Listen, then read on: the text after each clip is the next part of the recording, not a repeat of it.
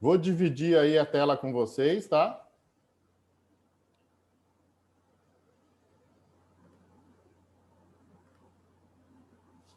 Estão vendo a tela?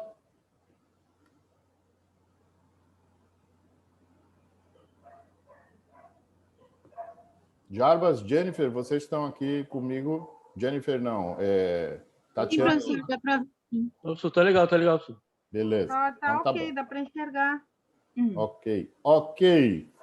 Então, vou esperar só mais um minutinho, tá? Vamos ver quem mais está chegando.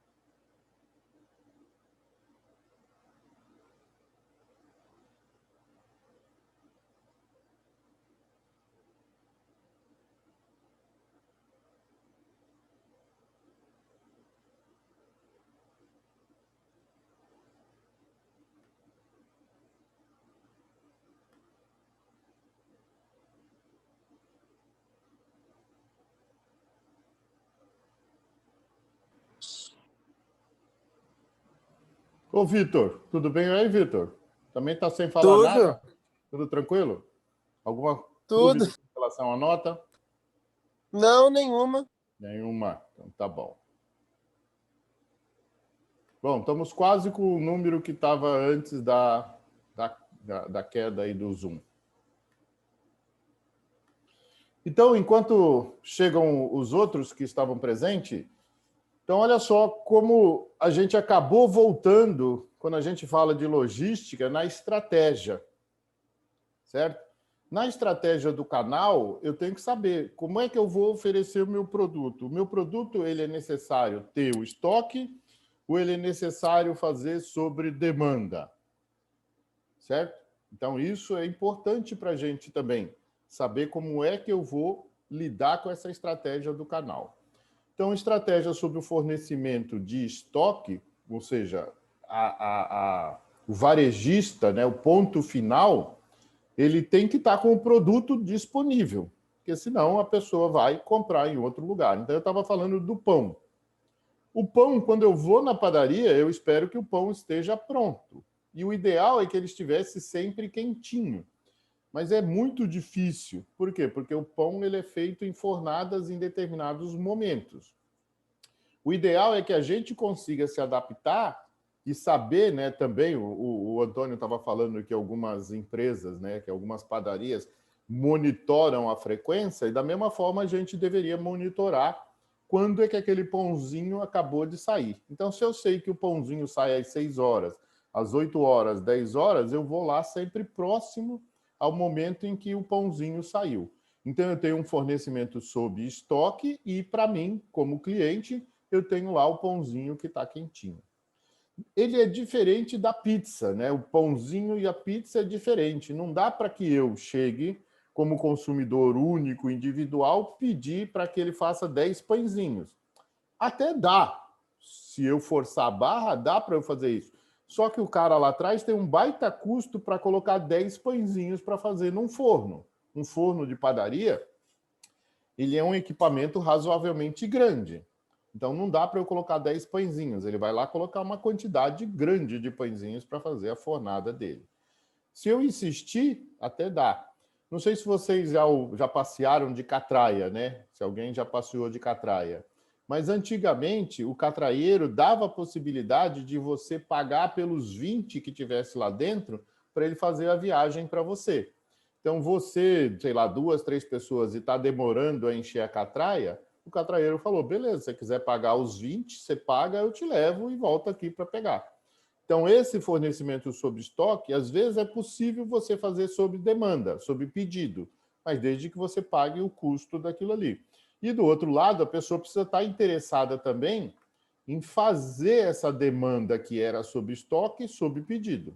Tá? Se ela estiver interessada em fazer, não vai ter problema nenhum.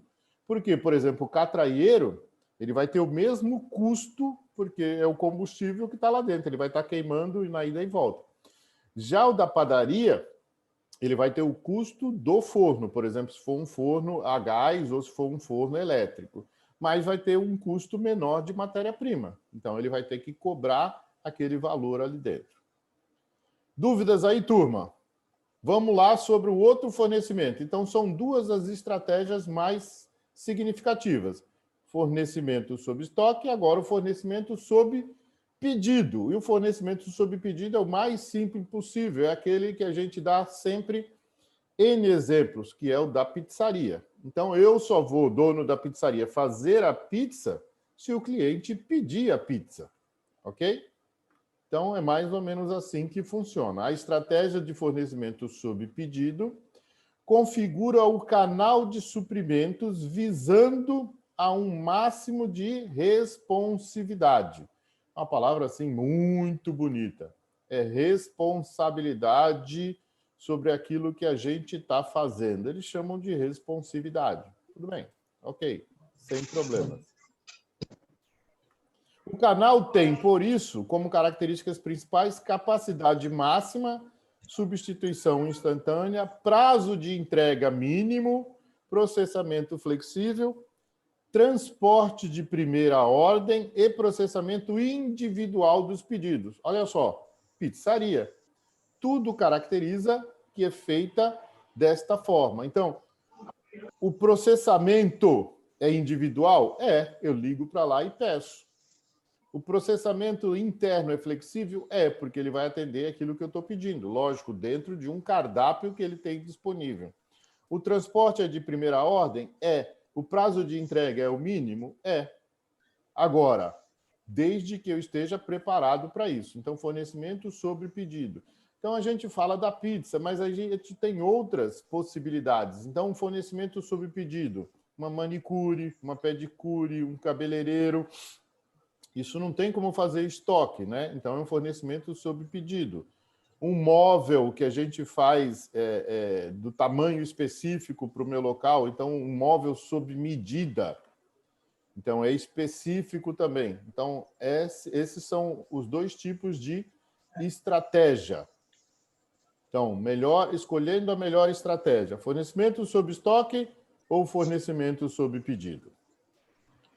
Os custos derivados dessa responsividade no seu fornecimento sob pedido são compensados pela minimização dos estoques dos produtos acabados. Então, essa responsabilidade que ele coloca aqui dentro da responsividade é a característica de capacidade máxima, ou seja, se eu tenho capacidade...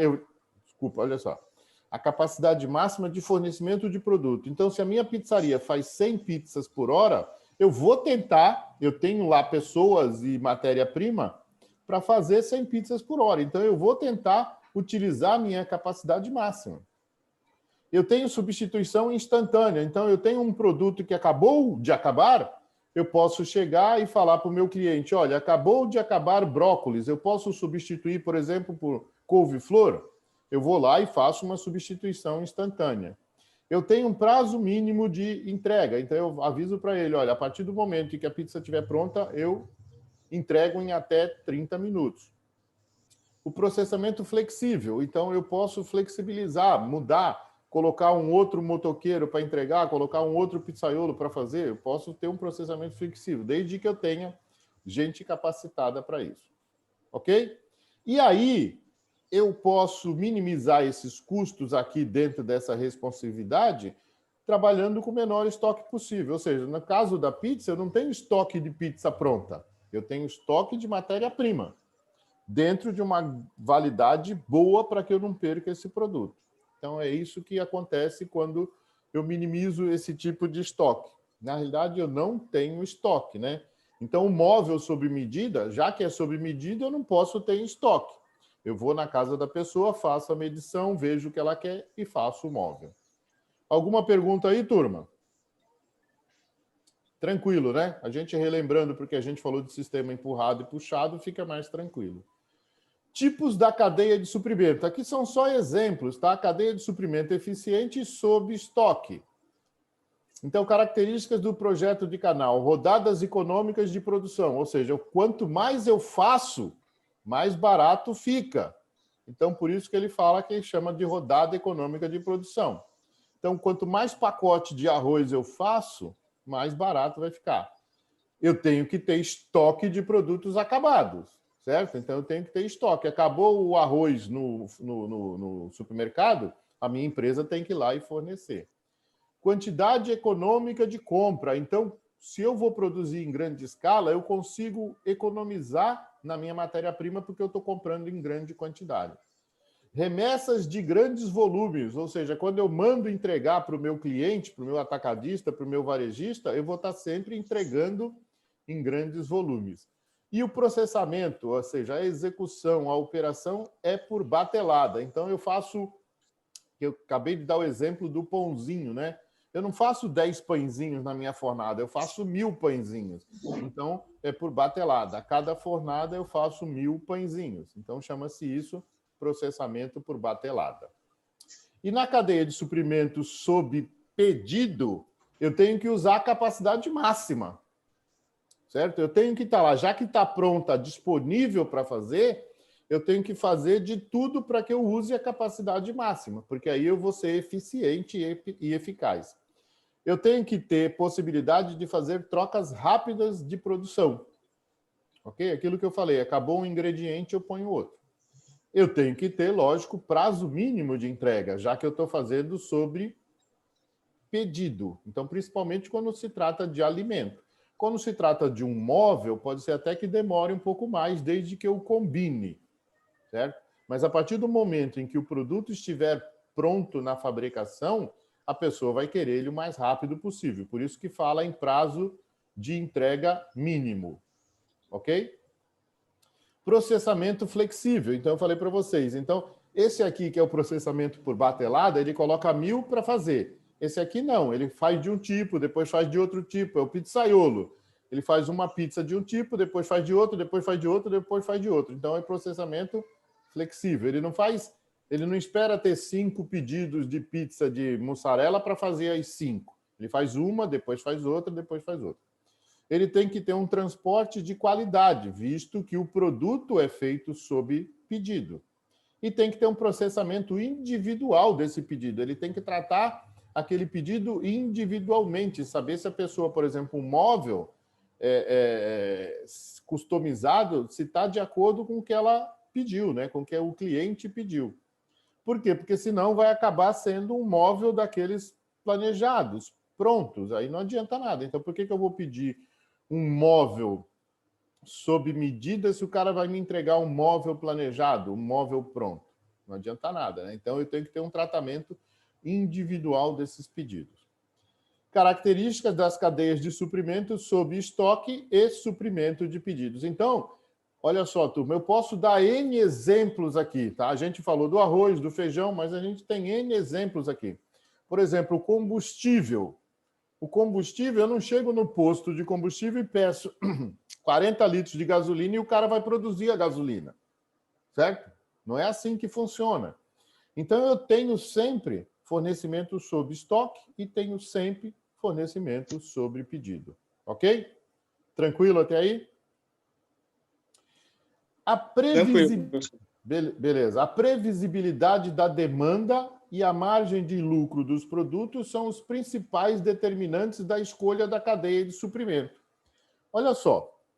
Então, eu vou, como empreendedor, atender a necessidade de certos clientes, eu vou lá entender o problema desses clientes e vou planejar a forma como eu vou solucionar o problema desses clientes, ok? É assim que começa um empreendimento. Entendido aí, Lara? Eu falei, professor, não entendi. Depois você volta na aula e você pega, tá? Você assiste a aula de novo. Quando eu tenho a solução para o problema desses clientes, ou seja, desse nicho, certo? eu estou criando uma demanda. E essa demanda, a previsibilidade dessa demanda e a margem do lucro são os principais determinantes da escolha da cadeia de suprimento. Eu vou suprir por estoque ou eu vou suprir por pedido? Então, tudo vai depender desta demanda. Ok, turma? Então, por exemplo, olha só, eu já falei para vocês do nosso projeto chamado Fight Meter, ok? Certo? Já falei para vocês. O Fight Meter vai ser um equipamento eletrônico que vai ficar na manopla do treinador e ele vai gerenciar os golpes do lutador em função da posição da manopla do treinador. Então, vamos imaginar. O que eu preciso fazer? Qual é a minha demanda aí? Só para vocês imaginarem. Qual é a minha demanda aí?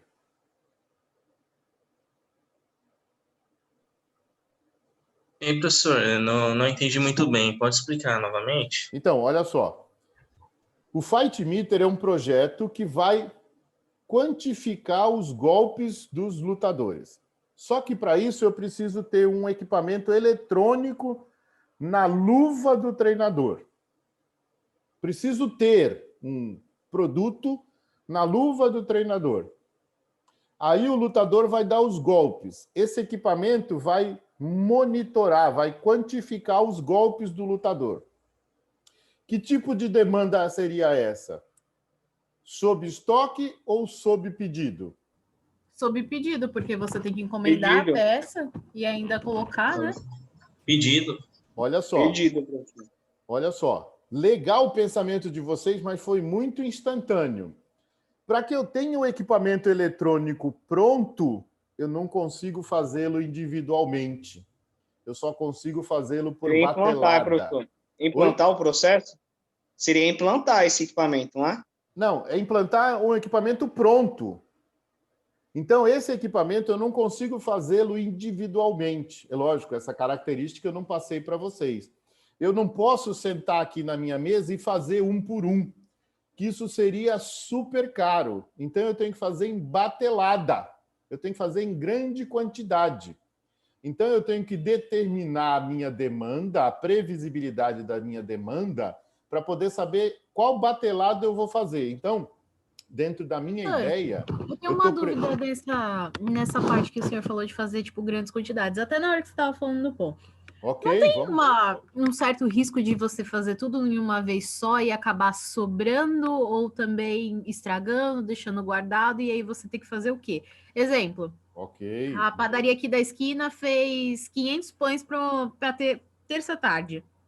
Ok. E aí eles vendem a metade, vende um pouquinho. Foi 500 que eu falei, né? Eles vendem uns 250 pães. Ok, O Lara. resto, o que a gente faz? A gente deixa para depois, estraga. E se a gente trazer isso sem ser alimento, porque alimento é uma coisa perecível e tal, estraga realmente. Para equipamentos, exemplo, eu tenho, sei lá, 20 aparelhos de televisão lá na minha loja. Só que eu tô lá com o estoque deles, certo? Certo. De acordo com o que as pessoas querem. E aí eu vendo metade fica lá guardado. Eu não corro risco de perder lucro justamente por estar com aquele aparelho lá guardado durante muito tempo? Corre o risco sim. Então vamos separar, Lara. Olha só, quando eu falei naquele slide previsibilidade da demanda, o que significa previsibilidade? É tornar previsível. Desculpa, previsível, tornar previsível. Então, olha só, um jogo de futebol. Qual é a previsão do resultado? Previsão. O time da casa ganhar, empatar ou o time de fora ganhar. Não tem outra. Só tem 3 resultados. Ganhar o primeiro, empatar ou ganhar o segundo. Isso chama-se previsibilidade. Aí o que você vai fazer? Dentro do que você monitora, do que você acompanha desses times, em função do resultado deles, ao longo de um período, você vai falar que o time da casa tem 75% de chance de ganhar. O time de fora tem 5% de chance de ganhar. E o empate tem 20% de chance de acontecer. Isso chama-se previsibilidade, Lara. Mas acontece que dificilmente a gente faz a previsibilidade quando começa do zero. Se eu estou começando hoje eu estou começando minha empresa, e eu não tenho números nenhum, minha previsibilidade é a menor possível. E como é que eu vou fazer isso? Eu vou ter que pegar os comparativos. Então, por exemplo, se é uma padaria, eu vou tentar buscar outras padarias que são semelhantes ao bairro onde eu estou e procurar saber quantos pãezinhos essa padaria vende em cada fornada. Não é do meu bairro, porque o meu bairro eu que vou fornecer, mas de bairros semelhantes. E aí eu tenho uma previsão. Essa previsão eu vou acertar? Lógico que não, Lara. A previsão é previsão. Então eu vou fazer. Olha só, se eu sou padaria, eu faço 100 pãezinhos e vem 200 clientes comprar, eu não atendi minha clientela. O que a clientela vai fazer? Vai comprar em outro lugar, porque eu não tenho. O concorrente, né? Então, no começo, principalmente quando se trata de alimentos, é melhor sobrar, para mim, é melhor sobrar do que faltar. Porque quando se fala de alimento, se faltar, eu vou em outro lugar. E aí aquele cliente nunca mais volta. Então, no caso de alimento, olha só como é diferente. Então, eu começo sobrando. Mas, professor, eu vou perder dinheiro. Não, você tem que ter esse capital já preparado para isso. Então, o que você faz com o pãozinho? Olha só, isso só as padarias fazem. O pãozinho não vendeu, endurece, rala, vira farinha de rosca. E aí ele vende como farinha de rosca. Mas para quem que ele vende? Para quem faz fritura. Então ele vai começar a procurar pessoas que fritam coxinha, croquete, e aí vai vender farinha de rosca de pão sem ser industrializado. Olha só. Então essa é uma chance, tá, Lara? Não se perde nada no alimento, principalmente. Ou ele pode vender, por exemplo, na última hora de funcionamento da padaria, o pãozinho que não vendeu pela metade do preço. Então, essas são as soluções que a gente pode sugerir, por exemplo, uma pessoa que está achando que está perdendo dinheiro, está mofando o pãozinho. Se ela deixar mofar, vai mofar mesmo, aí estragou. Mas se ela ralar e fazer farinha de rosca, ela vai vender para quem faz fritura. Isso... Professor, igual quando a gente fala produtos refrigerados, né? A gente também tem que tomar cuidado também, que ele também envolve também temperatura. E certo. Essa temperatura também, você tem que monitorar esse processo, porque tem um prazo de validade. O tempo todo. Eu entendi o que a Lara mencionou, porque isso envolve também envolve uma perda. Querendo ou não, envolve uma perda, porque depende daquele bairro que o senhor mencionou, depende, cada bairro tem uma classe, né? Sim, então, por isso que eu falei para você fazer a pesquisa em bairros semelhantes. Isso. Cada bairro tem uma demanda de necessidade, igual de valor. Cada bairro vai cobrar um valor diferente do canal 1 até o canal 7. É uma diferença, querendo ou não, né? Sim, você vai no Itapema, o preço do pão é a metade do preço. Antônio, termina seu raciocínio aí. Terminou? Aí isso também diferencia também, igual ela falou, diferencia também a perda. E conforme você vai produzindo, isso vai impactando o custo da padaria. Sim, então olha só, voltando à padaria. Então eu comecei a padaria, monitorei os meus concorrentes de bairros semelhantes, aí eu faço meu pão. Eu fiz 500 e vendi 250. Então, se eu não tiver alternativas, eu vou perder 250. Mas no outro dia, eu não vou fazer mais 500, Lara. Eu vou fazer 260, 270. Então, isso eu só consigo fazer quando eu tenho histórico. Quando eu consigo monitorar o meu desempenho. E assim que a gente acabar isso aqui, ou hoje ou na segunda-feira que vem, a gente vai falar de desempenho. A gente vai falar sobre isso para vocês entenderem. Tudo que a gente faz tem que ter monitoramento do desempenho, ou seja, meu resultado está sendo bem feito, está sendo alcançado, é isso que a gente tem que fazer. Então, no caso da padaria, Lara, eu só posso perder uma vez. Se eu fizer 500 pães e só vendi 250, amanhã eu não posso fazer 500 pães de novo. Eu faço 260, 270. E aqueles 250 pães, eu vou dar um jeito de virar farinha de rosca ou de fazer uma promoção. Ou de até doar o pão, para as pessoas saberem que eu também sou uma pessoa responsável pelo aquele ambiente onde eu estou. No caso da TV, Lara, quando eu compro 20 TVs e elas começam a ficar lá, começam a ficar e não sai, porque TV tem a ver com tecnologia. E as TVs, a cada 2, 3 meses, tem uma TV nova. Então, não posso comprar 20. Eu tenho que comprar 10. Se eu comprei 20 e tenho que vender, eu tenho que fazer promoção. No mínimo, para empatar o dinheiro que eu comprei. Para não perder dinheiro. E se tiver que perder dinheiro, eu faço uma venda mais barata, perco um pouquinho de dinheiro, mas reponho para poder comprar nova tecnologia. Então, isso é ser empreendedor, não é fácil. Todas essas perguntas que você fez são plenamente pertinentes. Mas aí é o que a gente vai aprendendo ao longo do tempo. Então, de novo, se eu falar para o Salim, olha, o Fight Meter não existe no Brasil. É um projeto inovador que eu estou tentando fazer. Pode ser que dê certo? Pode. E quando eu quero que dê certo, é para faturar riqueza, não é para faturar renda. Pode ser que dê errado? Pode, mas eu posso revisar o projeto e tentar fazer de novo. Mas só lembrando, quando eu faço em grande quantidade, eu barateio o custo. Então, por exemplo, esse equipamento eletrônico que vai na luva, se eu fizer o custo vai ser R$500, por exemplo. Se eu fizer 1.000, o custo vai ser R$50. Deu para entender a diferença? Equipamento eletrônico, o cara fazendo um por um, é uma pessoa fazendo. Equipamento eletrônico fazendo na bancada é uma máquina fazendo. E essa máquina é que nem um forno. Imagine eu fazer um pão e o padeiro fazer 1.000 pães. É totalmente diferente. Então, por isso que a escala barateia o preço, Antônio Carlos. Então, esse produto que eu vou fazer, ele não pode ser sob pedido, ele é sob estoque. Ah, mas professor, se eu fizer 2.000 e perder, como ele é um equipamento eletrônico, a validade dele, o tempo dele é maior.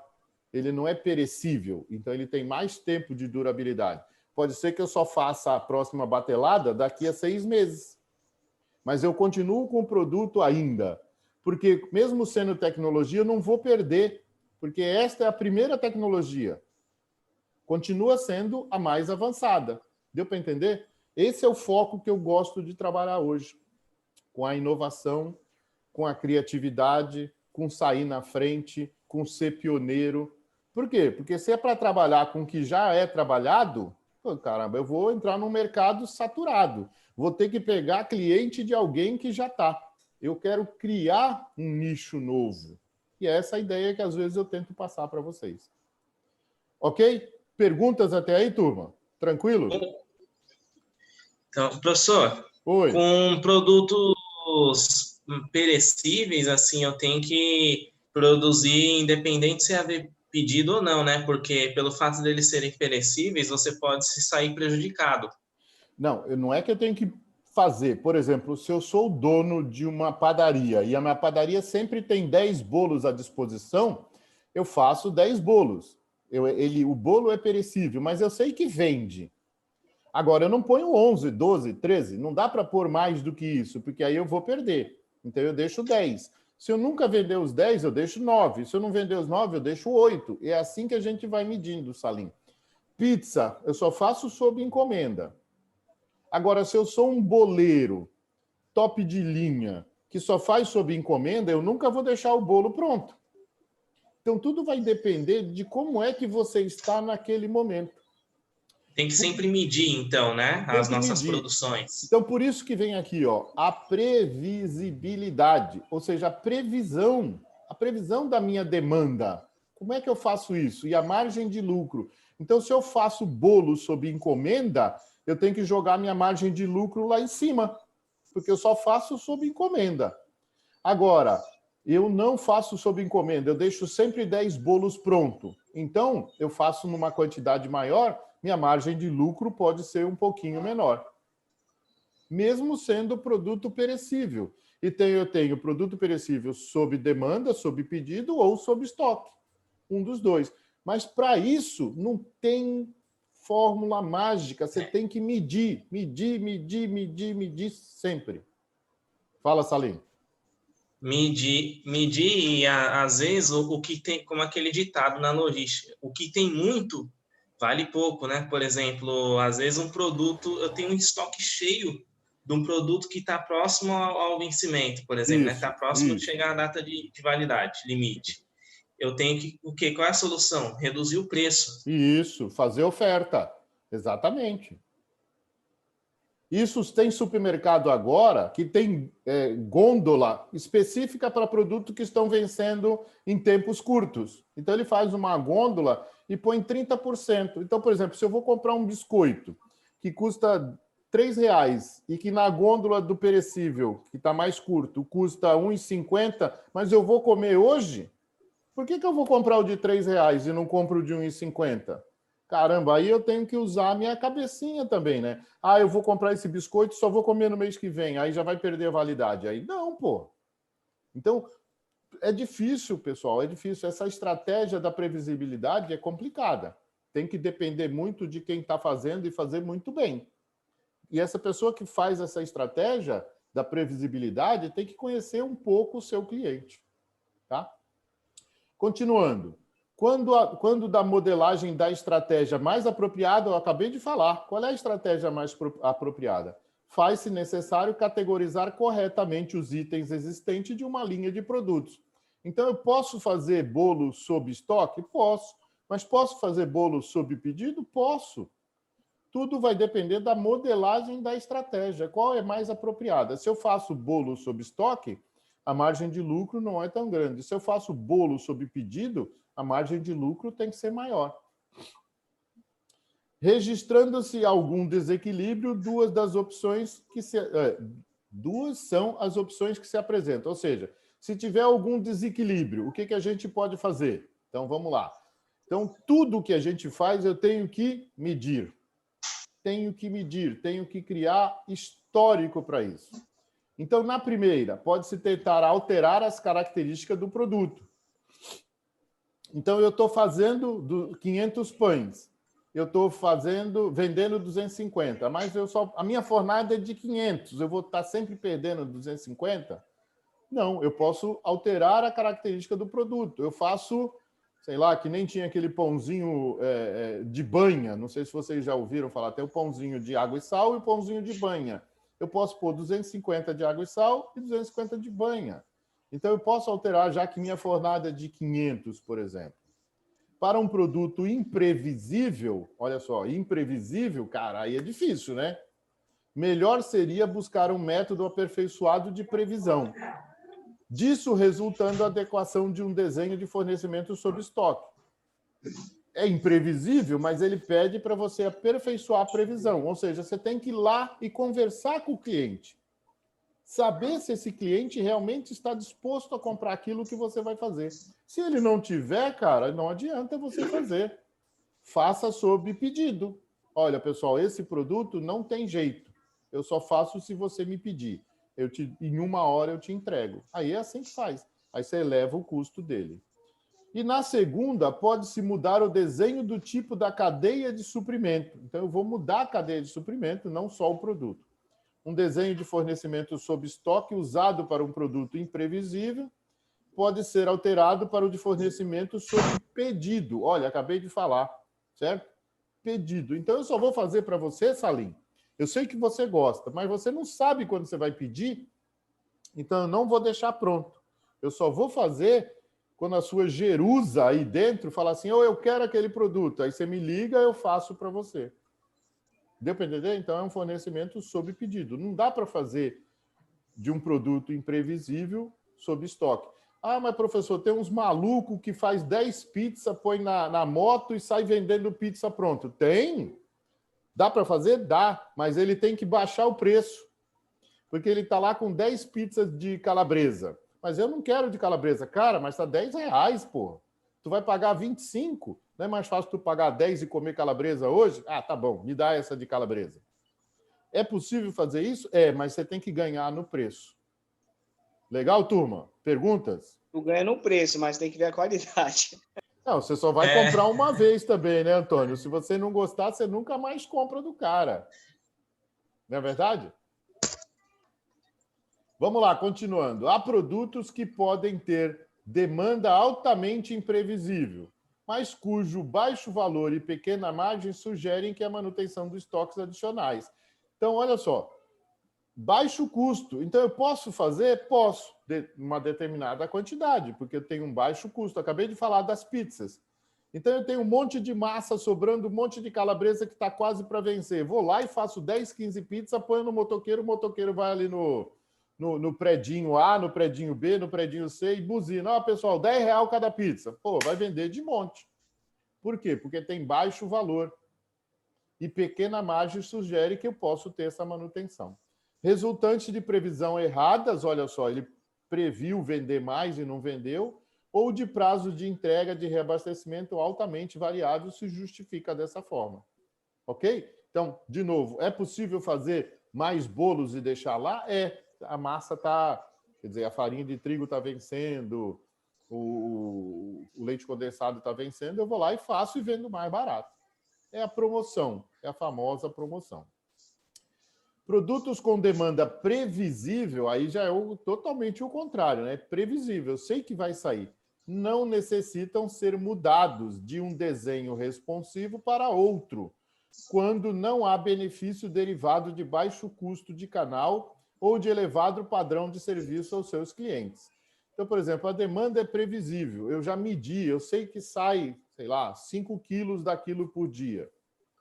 Por exemplo, olha só, eu gosto de comprar ali numa casa de massa uma carne que eles chamam de carne fria. É uma delícia aquela carne fria, mas eu compro 1 ou 2 vezes por mês, mas, sabe, totalmente imprevisível. Não tem previsão nenhuma. Já pensou o cara lá ficar me esperando? Quando eu quero, eu ligo para ele, ó. Aí ele fala assim, pode vir que tem. Ou então ele fala assim, ó, não vem hoje que não tem, vai ter amanhã. Deu para entender, turma? Tranquilo até aí? Aí, vamos começar a brincadeira, turma. Olha só, Antônio Carlos. Avaliação de desempenho estratégico. Deixa eu ver aqui, turma. 20 horas e 20 minutos. Falta 1 minuto para acabar essa aqui. Então, eu vou fechar essa aqui e vou chamar outra, porque a gente tem bastante tempo para a gente começar o que é avaliação estratégica. E tudo aquilo que a gente está falando até agora caiu nessa coisa interessantíssima. Medição. Eu tenho que medir tudo.